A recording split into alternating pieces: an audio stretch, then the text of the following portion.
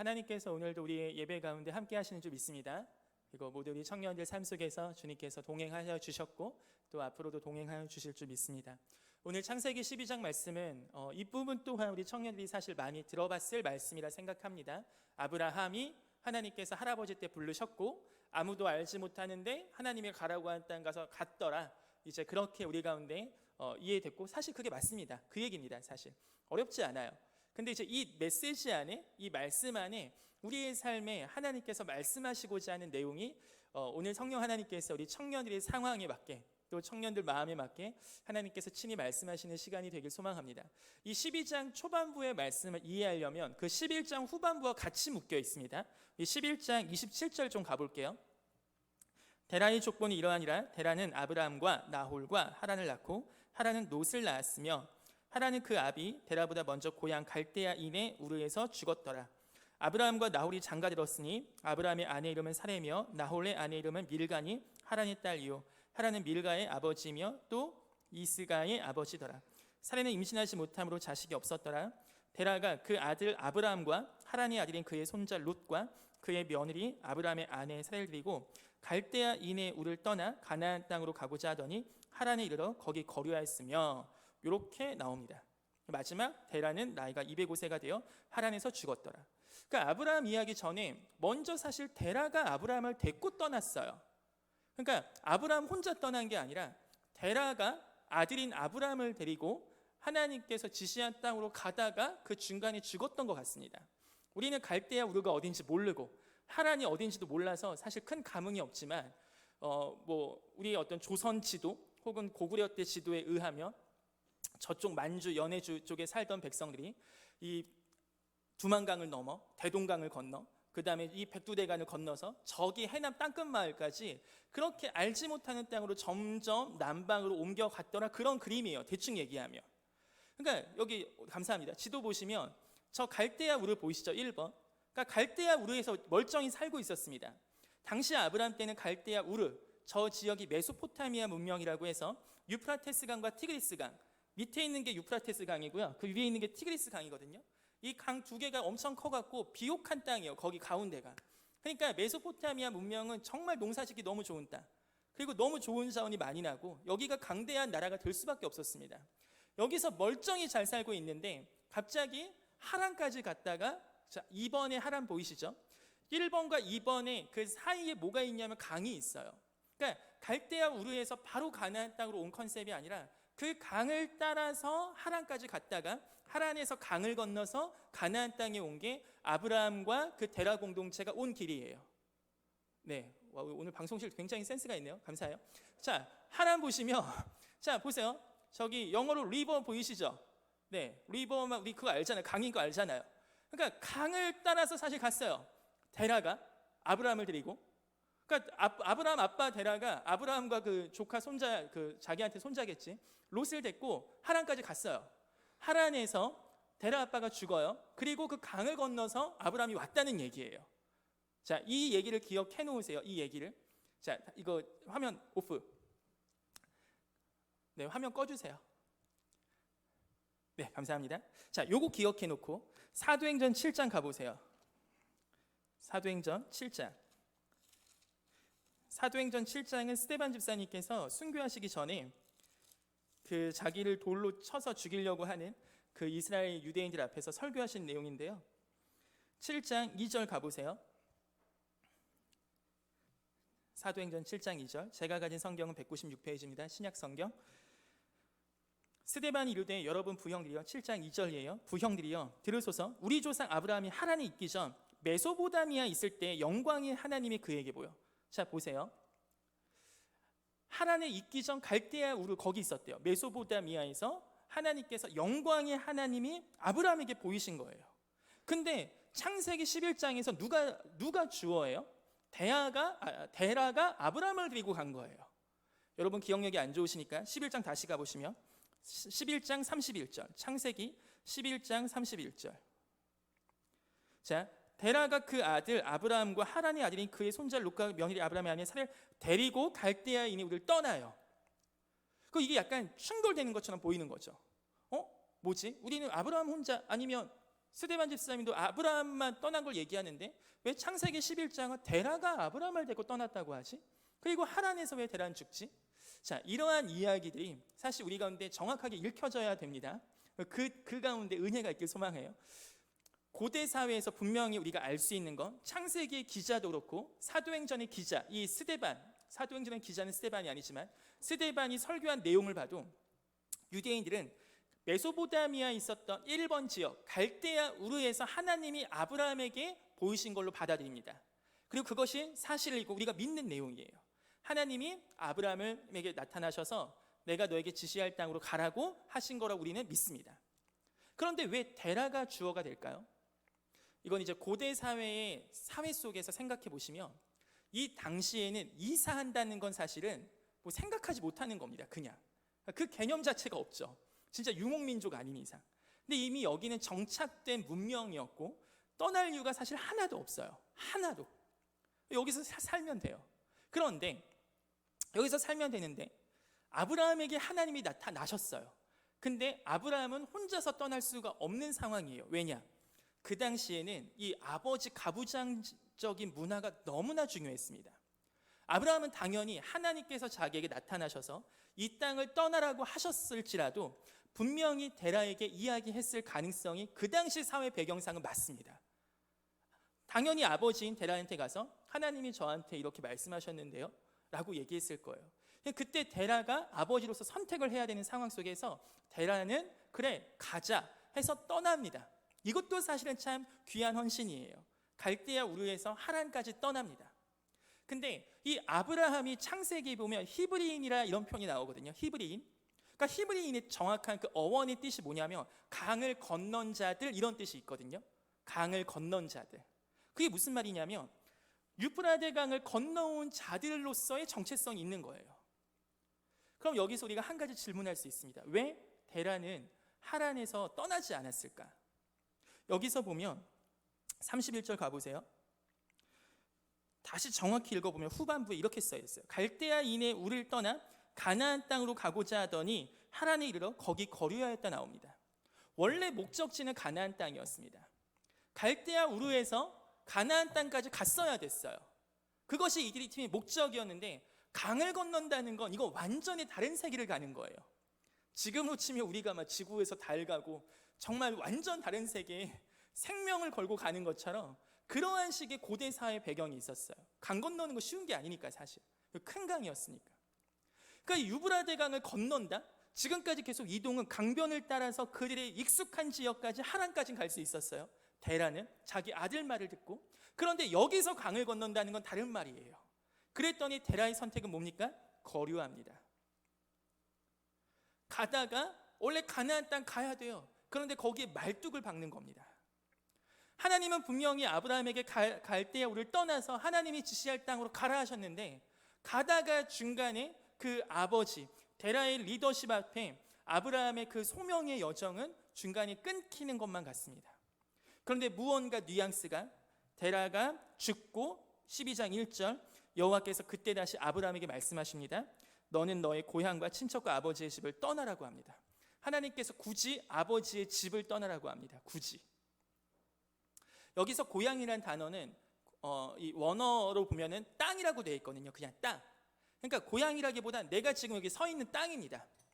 하나님은 지금 아브라함에게 먼저 무엇을 원하시냐면 떠날 것을 원하세요. 그리고 아브라함은 정말 강을 건너서 가나안 땅까지 가는 그 여정을 밟습니다. 우리 사랑하는 한가람 청년 여러분, 만약에 오늘 하나님께서 얘들아 니네 내가 지시할 땅으로 가지면 좋겠다. 아프가니스탄 어때? 팔레스타인 어때? 체첸 어때? 아멘이 안 나오시죠? 사실 우리는 항상 하란에서 머물고자 할 때가 굉장히 많을 겁니다. 그것도 굉장히 주변에선 큰 헌신이라고 얘기할 거예요. 갈대아 우르에서 하란까지만 가는 것도 쉽지 않습니다. 그리고 그것도 사실 칭찬받을 만합니다. 그런데 오늘 창세기에서의 하나님은 정말로 집요하시게 끝까지 그 가나안 땅을 가기를 하나님께서 원하고 계십니다. 여기서 우리 마음 가운데 정말 하나님 아버지 앞에 정말 하나님 아버지 앞에 우리의 고백이 되는 은혜가 있길 소망해요.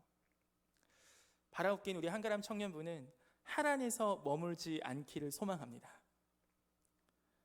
아멘. 자, 이럴 때 제가 외로움을 겪는 거예요. 나 혼자 가는 건가? 다들 하란에 남겠다는 건가? 아니시죠? 하나님께서 우리에게 명령하신 그 비전과 혹은 소명과 혹은 사명과 등등등, 우리는 늘 하란에서 멈춰서서 거기까지 한 것만 해도 수고했다고 거류하려고 할 때가 많을 거예요. 그리고 그건 진짜 힘든 겁니다.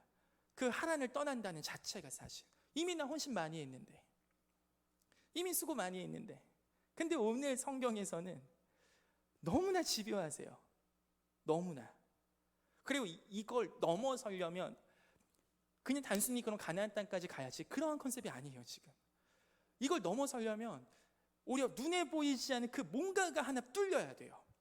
그게 오늘 우리 청년들 가운데 정말 깊이 있게 나눠지기를 소망합니다. 그럼 우리 가운데 한 가지 궁금한 게 생겨요. 하나님 왜 아브라함을 부르셨을까?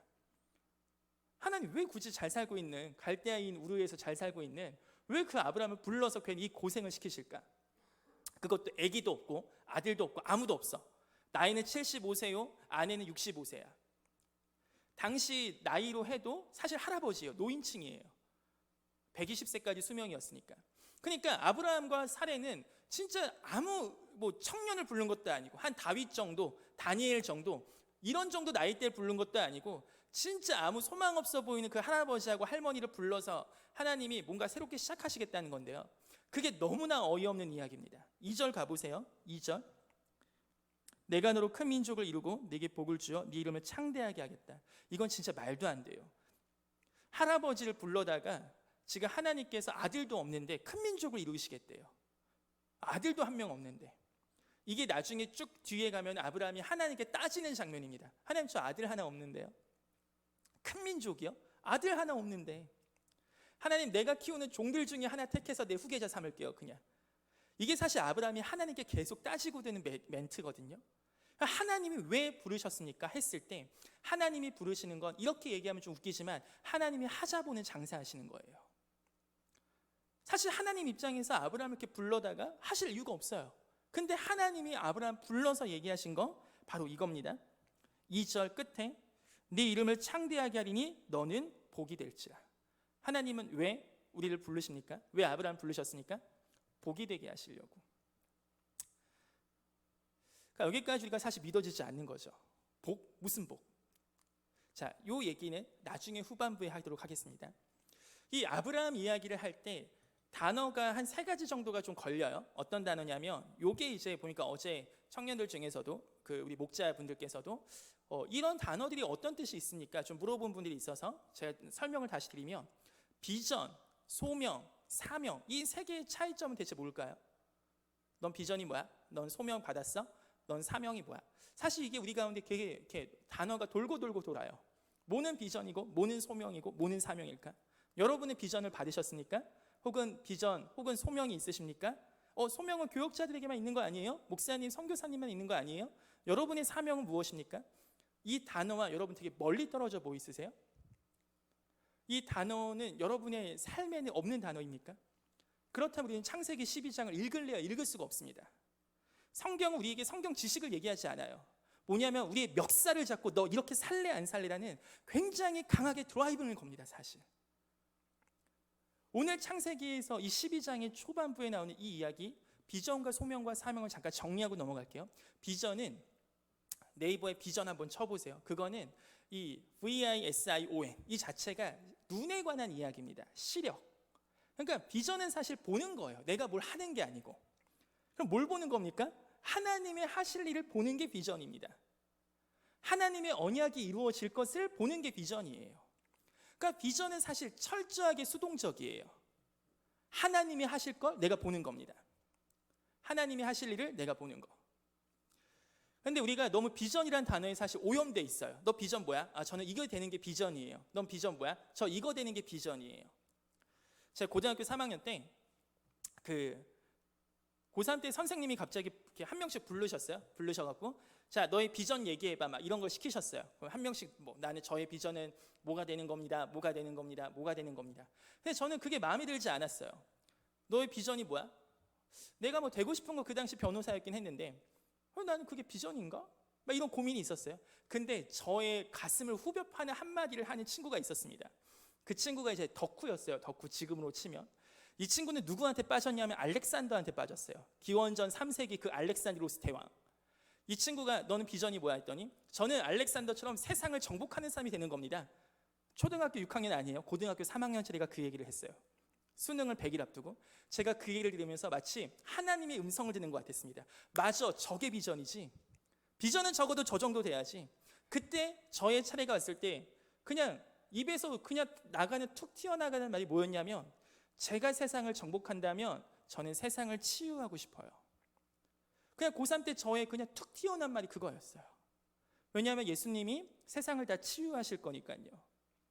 이게 제가 고3 때 그냥 선생님이 갑자기 불러서 너 비전 뭐야? 그런 거 얘기할 때 그냥 제 마음속에 툭 터져 나갔던 말인데 그게 지금까지도 저의 마음 가운데 계속 예수님께서 이 세상을 치유해 가실 것이 보이고 소망이 되고 기도가 되는 겁니다. 여러분의 하나님이 이 세상을 어떻게 이끌어 가십니까? 여러분의 하나님은 여러분의 삶 속에서 세상 속에서 하나님은 지금 무슨 일을 하고 계십니까? 그분이 살아계신 하나님이시라면, 그분이 지금도 역사의 주관자시라면, 그분이 공중권세 잡은 자, 악한 마귀 사단을 다 이기실 수 있는 분이라면 그 하나님은 무슨 일을 하고 계십니까? 그걸 보는 게 비전입니다. 그걸 보는 거. 그래서 아브라함은 비전의 사람이라고 하는 거예요. 하나님이 하실 일을 보는 거니까. 하나님이 큰 민족을 이루실 걸 보는 거니까. 그걸 믿은 거니까. 그 믿음을 의로 여기신다고 하셨으니까. 여러분, 그 믿음의 사람이 되시길 소망합니다. 그래서 이 비전은 믿음과 연결돼요. 왜냐? 하나님이 하실 걸 보니까 믿는 겁니다. 그러니까 히브리서 12장 2절 그렇게 얘기 나오는 거죠. 믿음은 보이지 않는 것들이 증거고 바라는 것들이 실상이라고. 아직 이루어지지 않은 거지만 아직 확실하게 딱 완벽하게 이루어지지 않은 건데 내가 이것을 바라는 것들에게는 완전한 실상인 겁니다. 보이지 않지만 이것이 나에겐 증거가 돼요. 왜? 믿음으로, 비전으로 그것을 바라보기 때문에. 이 비전은 보는 거라면, 그렇다면 소명은 무엇입니까? 이 소명에서 소자는 한문으로 치면은 부를 소예요. 임금이 부르는 겁니다. 와봐.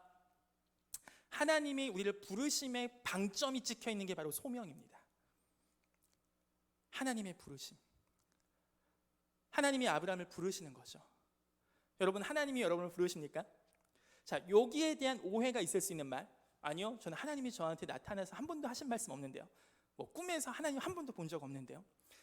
꿈에서 하나님을 볼 수도 있고 안 볼 수도 있어요. 선교지 같은 데 가면 꿈에서 예수님 많이 본대요. 그러니까 이거는 상황상 혹은 하나님의 특별한 일이기 때문에 어떤 신앙의 성숙도와 상관없습니다.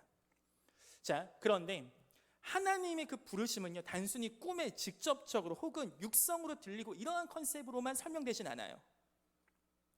왜냐하면 지금까지 하나님의 부르심을 받았던 수많은 믿음의 의인들을 보면 하나님이 직접 이사야처럼, 그렇게 아브라함처럼, 모세처럼 직접 나타나셔서 부르시기도 하지만 그 뒤 신약 사도행전 이후에는 이름도 없는 백성들이, 이름도 없는 무명의 사람들이 여기저기 다니면서 하나님의 크신 일을 얘기합니다. 그분들은 하나님이 나타났다, 만났다 이 이야기도 없어요. 바울이 전한 복음 듣고 은혜 받고, 베드로가 전한 복음 듣고 은혜 받고, 그런데 그냥 그 복음의 은혜, 성령이 함께 하시기 때문에 오직 너희에게 성령이 임하시면 너희가 권능을 받고 예루살렘과 온 유대와 사마리아와 땅끝까지로 내 증인이 되게 하시겠다는 그 말씀처럼 성령이 우리 가운데 임하는 보편적 시대입니다. 즉 구약 시대 때는 하나님이 한 명에게만 영웅적으로 나타나셔야 돼요. 근데 12제자 이후, 12사도 이후, 그 오순절 성령 강림 사건 이후에는 그렇게 영웅 시대는 끝났습니다. 이제는 교회 시대예요. 교회 가운데 성령께서 함께 하시고 각 사람 가운데 임하는 성령께서 우리 가운데 그 소원을 주시고 자원하는 심령을 주셔서 하나님의 일을 하게 하고 하십니다. 그게 바로 하나님의 부르심이에요. 하나님의 부르심. 자, 사명에 대해서 이야기하면 이 사명은 맡기는 일이거든요. 맡길사. 그러니까 하나님께서 우리 가운데 맡기신 일입니다. 비전을 보게 하시고 하나님이 소명으로 부르시고 사명을 주십니다. 이 비전과 소명과 사명으로 이어진 우리 청년들의 삶이 설명되기를 소망해요. 여러분 모두가 신은호처럼 예수님처럼 뭐 치유하게 이런 거 아니 상관없어요. 왜냐 하나님은 정말 크세요. 여러분 각자에게 성령 하나님께서 그 마음을 주시고 하나님이 이 세상을 이렇게 더 따뜻하게 이끌어 가시고 모든 민족의 복음을 전하게 하시고 우리 주변에 빛과 소금으로 살게 하시고 내가 일하는 이 현장 속에서 하나님께서 일을 하실 겁니다. 그걸 먼저 보시는 주님의 은혜가 있기를 소망해요. 그래서 그 눈이 깨어지기를 기도하세요. 내 눈에 돈밖에 안 보이고 뭐 주식 그 표밖에 안 보이고, 제가 주식 공격하는 거 아닙니다. 내 눈에 그것밖에 안 보이고 내 눈에 날 욕하는 상사밖에 안 보이고 내 직장에서 이거밖에 힘든 거밖에 안 보이는 그런 게 아니고 눈에 정말 하나님이 보여야 돼요. 하나님이 이 일을 어떻게 하시는지, 하나님이 이 상황 속에서 어떻게 풀어가시는지.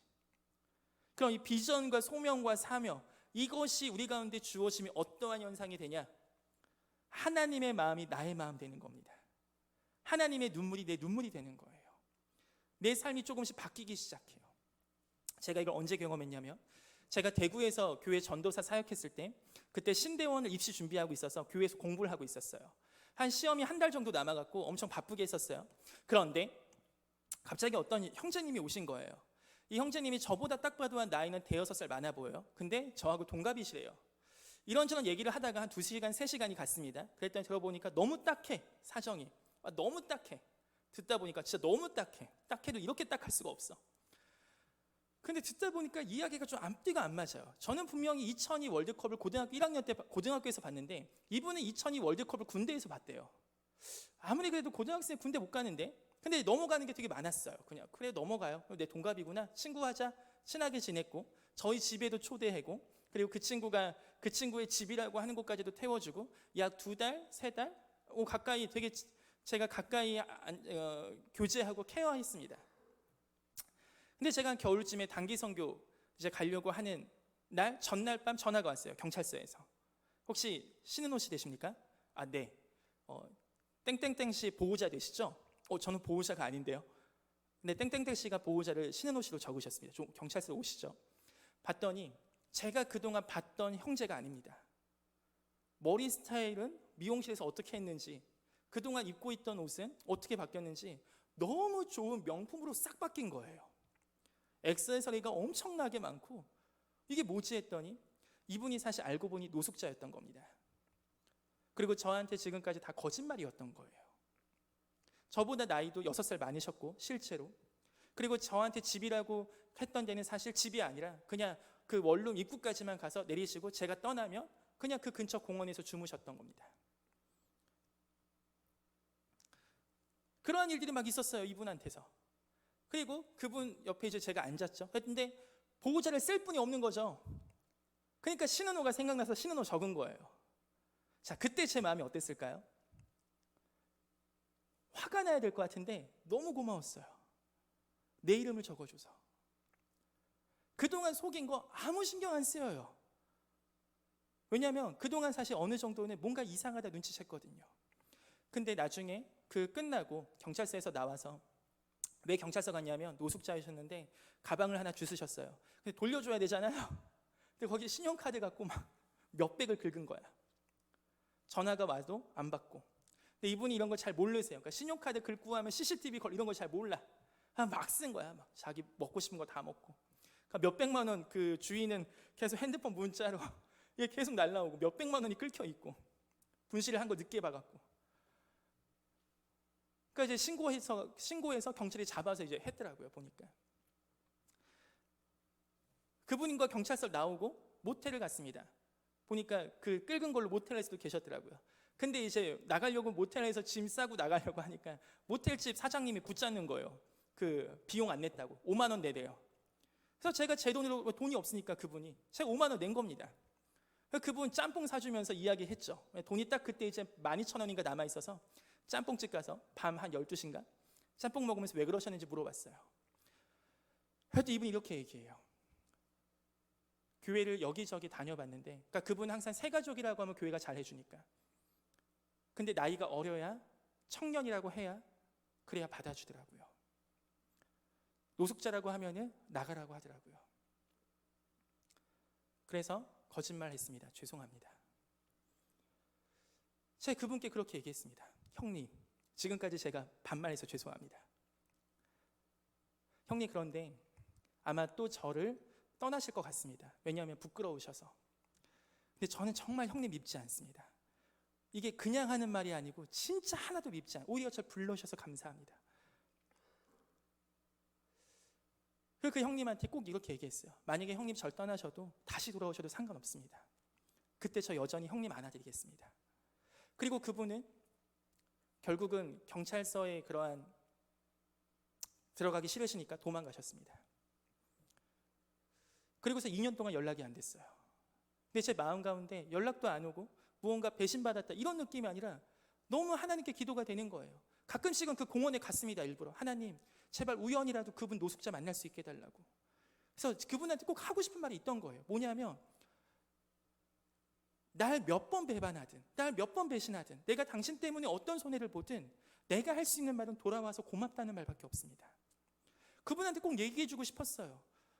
그분이 너무 마음 가운데 긍휼함이 생기는 거죠. 얼마나 그 마음 가운데 사랑받은 경험이 없으면 교회까지 와서도 거짓말할 수밖에 없습니까? 그게 아닙니다. 거짓말하지 않으셔도 당신의 있는 그대로 사실 사랑받기 합당하십니다. 당신의 있는 그대로 이 세상에 태어난 만 그대로 하나님께서는 당신을 향한 목적이 있습니다. 당신의 삶은 당신의 인생은 너무나 존귀합니다. 당신은 정말로 귀한 분이세요. 지금은 잠깐 상황이 어렵고 형님 말씀처럼 가정이 어려워서 그렇게 됐다 칩시다. 하지만 그래서 형님은 거짓말을 했어야만 됐고 형님은 그래서 늘 조마조마했어야 됐겠지만 아닙니다. 있는 그대로 하나님은 형님을 사랑하십니다. 저도 그렇게 사랑하기를 소망합니다.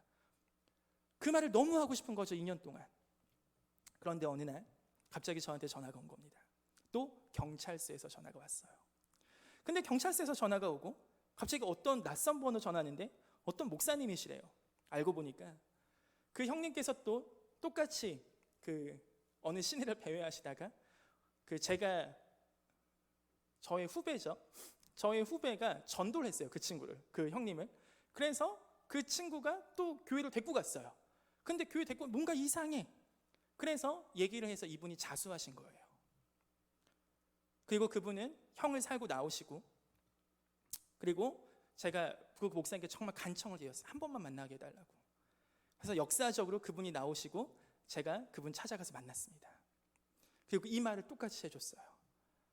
너무 잘 되셨다고, 형을 너무 잘 사셨다고, 죄의 대값 치르고 나오신 거 잘 하셨다고. 그 과정 속에서 제가 배운 게 하나 있습니다. 저는 자존심이 세서 기분 되게 나빠야 되거든요. 내가 속았다? 사실은 되게 화가 났어야 되거든요. 근데 그 마음이 안 올라와요. 하나님의 비전과 하나님의 소명과 하나님의 사명을 주시면 하나님은 갑자기 하나님의 마음을 생뚱맞게 우리 가운데 주십니다. 그리고 하나님이 나에게서는 없는 그 어떠한 일들을 하게 하시고 새로운 일을 하게 하실 줄 믿습니다. 그게 바로 우리가 날마다 자기를 부인하는 예수의 제자된 삶 아니겠습니까? 여러분, 세상은 반전을 원합니다. 그리스도인이 세상 가운데 반전을 보여줘야 돼요. 쟤네 저런 애가 아닌데, 얘는 내가 아는데 이런 애가 아닌데, 근데 얘가 이러는 거죠. 얘는 원수를 사랑할 만한 애가 아니에요. 근데 얘가 원수를 사랑하네. 얘가 손해볼 애가 아니에요. 근데 얘가 손해보네.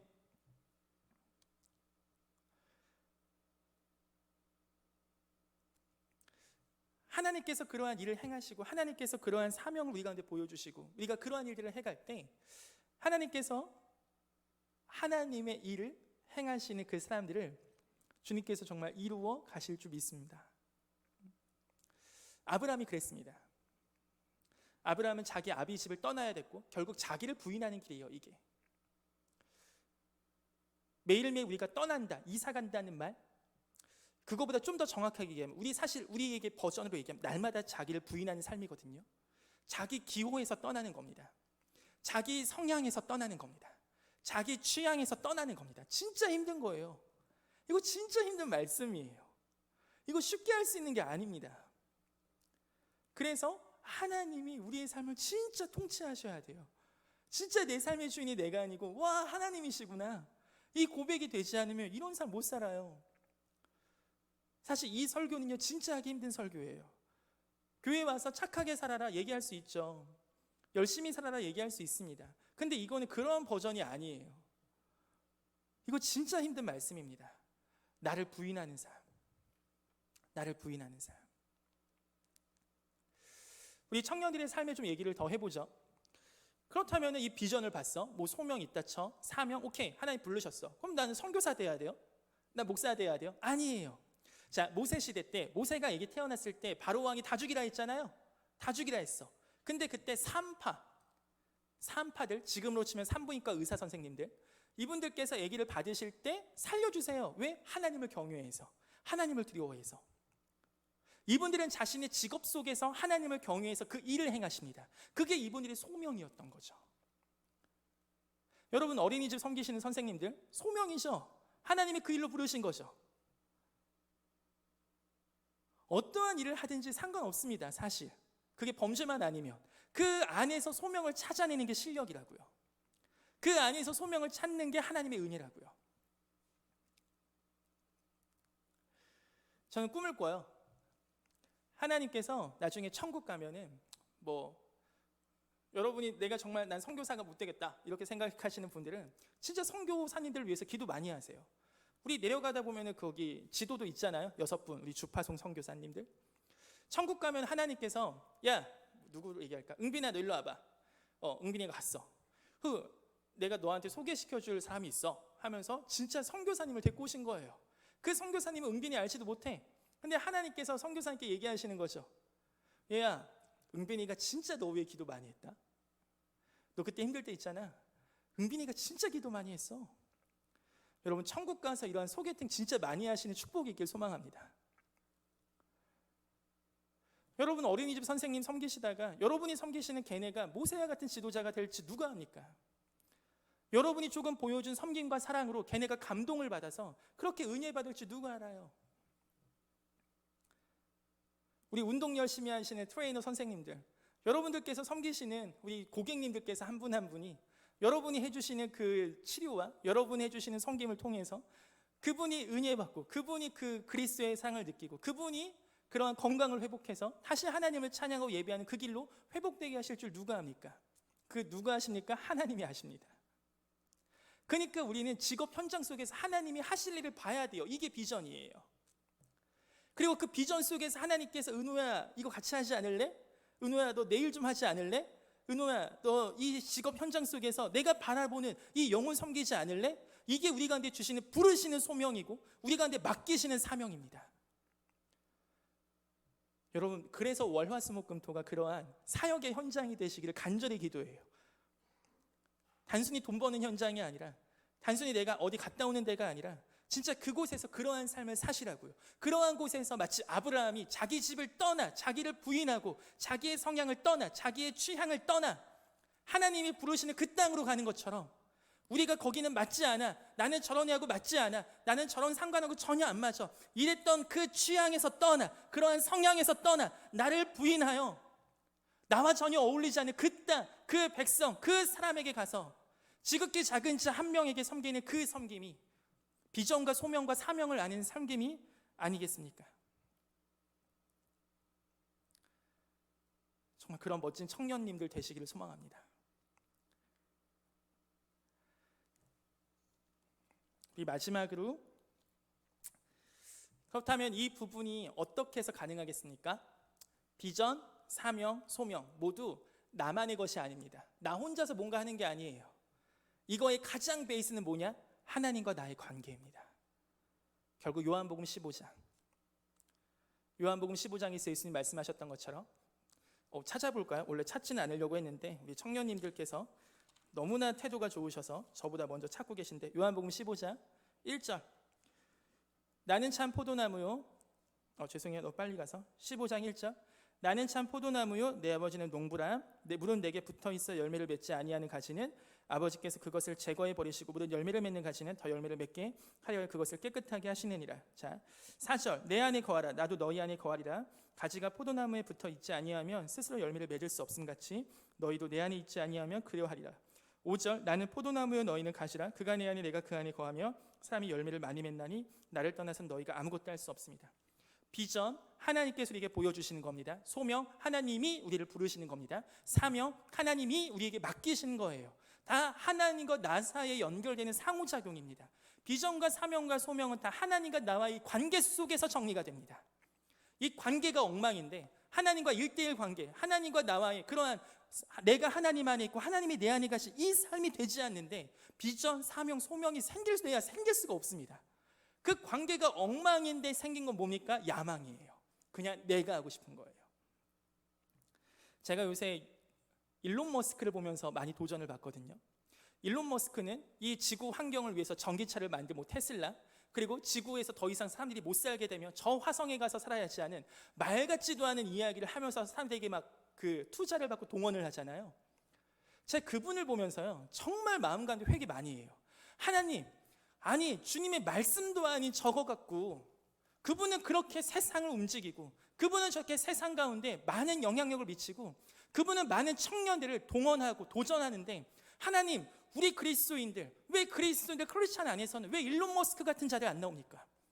이 하나님의 비전이 있고 하나님의 소명이 있고 하나님의 사명이 있는데 이 하나님의 말씀으로 이 세상에 변화시키는, 이 세상 가운데 하나님의 말씀으로 정말로 충격을 주는 왜 그러한 일론 머스크 같은 사람이 왜 나오지 않습니까? 하나님, 나는 그분의 진리가 아닌 것만은 갖고서도 그렇게 열심히 뛰시는데 세상을 움직이는데 하나님 소망합니다. 아브라함의 비전, 모든 민족 가운데 그 복을 주시겠다는 그 비전, 하나님 나도 그 비전 봅니다. 모든 민족 가운데 주의 예배의 당이 세워지고 모든 민족 가운데 교회가 세워지고 모든 민족 가운데 복음이 전파되고 모든 민족이 주로 인해 복을 얻게 된다는 그 아브라함에게 주신 언약이 흘러 우리에게까지 오지 않았습니까? 우리 한가람 교회까지 오지 않았습니까? 한가람 청년부까지 오지 않았습니까? 그렇다면 이거는 일론 머스크의 비전보다 아브라함의 비전이 훨씬 큰 거죠. 왜냐하면 하나님의 거잖아요. 이건 하나님이 말씀하셨잖아요. 될 거라고. 저는 꿈을 꿔요. 하나님, 정말 이 세상 그리스도의 복음과 그리스도의 비전으로 정말 세상이 진동하게 하여 주소서. 모든 민족 가운데 이 복음이 정말 막힘없이 전파되게 하여 주소서. 성령의 권능을 받은 주의 백성들, 정말 한국 곳곳에서 우리 한가람 청년들, 서울 곳곳에서 정말 예수님이 마치 50명 사는 것처럼 정말 작은 예수님이 곳곳에 퍼져서 월화수목금토 예수님의 사역이 마치 예수님이 2021년도에 한국에 오신다면 이렇게 사시겠구나 하는 것처럼 여러분이 사실 그렇게 움직이는 것이, 그것이 바로 아브라함의 비전, 이 아브라함의 복이 모든 민족 가운데 퍼져가는 그 그림 중에 하나입니다. 그렇게 하나님께서 복을 이루어 가실 줄 믿습니다. 여러분이 그래서 하나님의 복이 되는 거고 여러분이 가는 땅에 복음이 전파되고 우리가 가는 땅에 하나님의 나라, 하나님의 은혜가 임하는 믿음이 우리 가운데 굳건히 세워지길 소망해요. 그래서 제가 어제 하나님 앞에 노트를 하나 썼어요. 그게 뭐냐면, 하나님, 제가 어제 여러분 아실지 모르겠는데 제가 중고등학부 때 인터넷 강의가 한창 막 뜰 때 어떤 지금으로 치면 설민석 선생님 같은 분이 한 분 계세요. 그분이 지금은 엄청나게 큰 대표가 돼갖고 막 학부모 강의를 하더라고요. 그거 오랜만에 한번 들어봤어요. 그분이 그 얘기하더라고요. 대한민국은 소망 없습니다. 1등부터 5천등까지 의사 말고는 사실 끝입니다.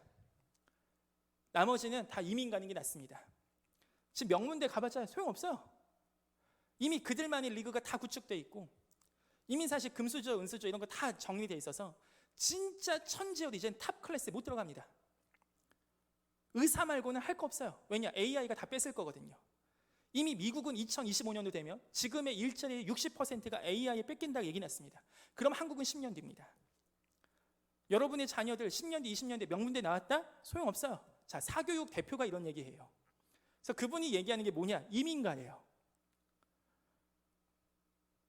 제가 그걸 들으면서요, 꿈이 생겼어요. 여러분이 듣고 엄청 코웃음을 치실 거예요. 근데 저는 꿈을 꾸고 하나님께 기도하기 시작했습니다. 하나님, 왜냐하면 지금은 우리 부장 집사님 때는 이 베이비 부머 세대 아마 끄트머리시겠네요. 피라미드 형이었어요. 70년대, 80년대 인구 구조가. 그래서 어른들 별로 없고 이 젊은 층이 엄청 많았어. 아기도 엄청 많고. 근데 이게 그대로 크니까 2층 지금 점점 어떻게 되면 역피라미드 형이 돼요. 그러니까 어른들 엄청 많고 점점 없어요. 저출산까지 와갖고. 이게 점점 가면은 지금의 우리 경기 부양 인구, 한창 일을 많이 할 수 있는 25부터 49살까지는 너무 적고 그 위가 너무 많은 거예요. 그러니까 2층이 이 노년층을 다 부양하려면 어느 순간에는 한 명이 한 명을 먹여 살려야 되는, 그러니까 그러니까 이제는 한 명이 300만 원 벌어갖고 안 돼. 한 명이 600은 벌어야 되는 시대가 오는다고요. 그걸 어떻게 견딥니까?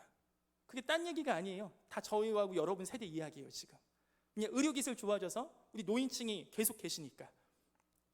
자, 그렇다면 이거 어떻게 하냐고. 그분은 이민 가래요. 제 마음가짐에 꿈이 생겼어요. 그럼 그렇게 하면 되겠다.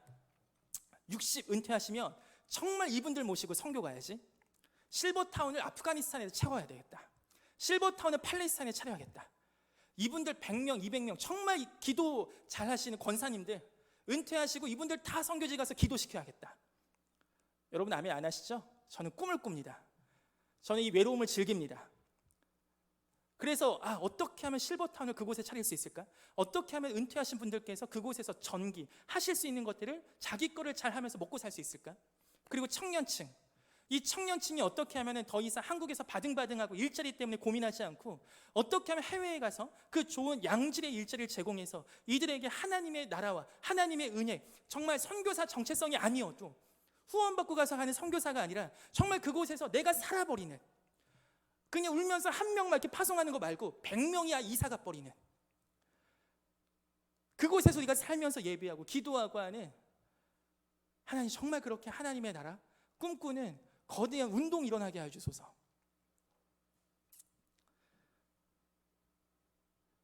(10년) 뒤에 봅시다.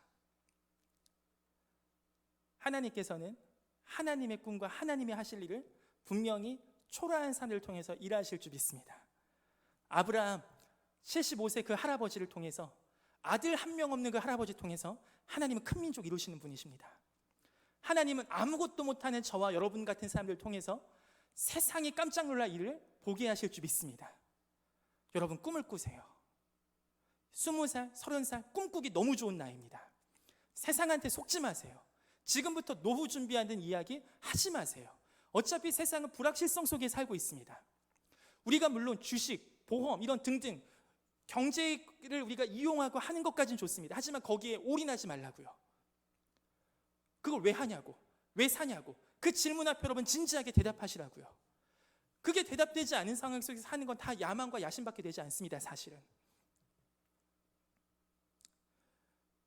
오늘 여러분의 기도 시간 가운데 혹은 또 목자 모임 가운데 여러분 스스로에게, 또 우리 동료들에게, 동역자들에게 정말 왜 사는지, 하나님께서 우리에게 보여주신 비전과 소명과 사명을 따라 사는지, 하나님과의 그런 관계가 갖춰져 있는지, 얼마나 하나님이 하실 일을 내가 꿈꾸고 있는지, 아니면 눈에 보이는 것들만 보고 살고 있는지 정말로 깊게 고민해 보시고 기도하시고 하나님의 꿈을 꾸는 은혜로운 청년부 되기를 소망합니다.